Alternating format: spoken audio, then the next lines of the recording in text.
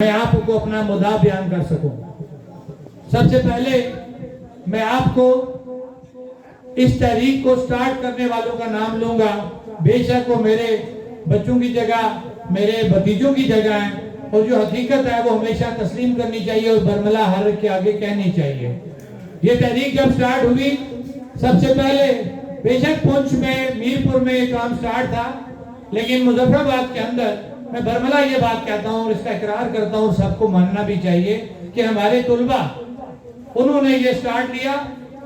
وہ میرے پاس آئے، وہ میرے ساتھ مشاورت ہوئی، ان کو میں نے بات سمجھائی کہ یہ مسئلہ ہم اکیلے حل نہیں کر سکتے، کیونکہ جن ایوانوں کے یا جن اداروں کے ساتھ ہم نے لڑائی لڑنے جانا ہے وہ نہ طلبہ اکیلے لڑ سکتے ہیں، نہ تاجر اکیلے لڑ سکتے ہیں۔ اس کے لیے ہمیں سب کو اکٹھا ہونا پڑے گا۔ ان کا بڑا پن، انہوں نے میری بات مانی اور ہم نے مظفر آباد عوامی ایکشن کمیٹی کے نام سے ایک پلیٹ فارم اناؤنس کر لیا۔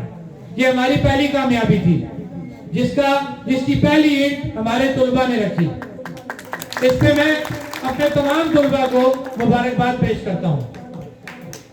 ایک بات اور کان کھول کے سب سن لیں کہ یہ کسی ایک تاجر کی تنظیم کے پاس، طلبہ تنظیم کے پاس، وکیل کے پاس، سول سوسائٹی کے پاس یا کسی اور مکتبہ فکر کے شخص کے پاس یہ نہیں ہے اس وقت اختیار کہ وہ اس کا کوئی فیصلہ کر سکے، کسی کے ساتھ جا کے میٹنگ میں کوئی کمٹمنٹ کر سکے۔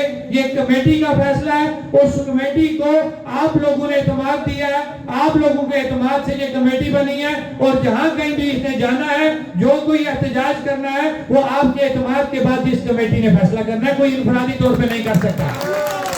شوکت نواز میر بھی اس کا فیصلہ نہیں کر سکتا۔ یہ بات سارے کان کھول کے سن لیں۔ اب ہم آتے ہیں اپنے احتجاج کی طرف۔ ہم نے جو احتجاج اناؤنس کیا ہے پہلے دن سے، وہ چاہے آپ سوشل میڈیا اٹھا کے دیکھیں، پرنٹ میڈیا اٹھا کے دیکھیں یا الیکٹرانک میڈیا پہ جائیں، ہم نے جو مشترکہ پریس کانفرنس کی ہے اس کے اندر ہم نے پہیہ جام اور شٹر ڈاؤن اناؤنس کیا ہے۔ ہم آج بھی اپنے پہیہ جام اور شٹر ڈاؤن پہ سٹینڈ کر رہے ہیں، اور انشاءاللہ 31 تاریخ کو پورا مظفر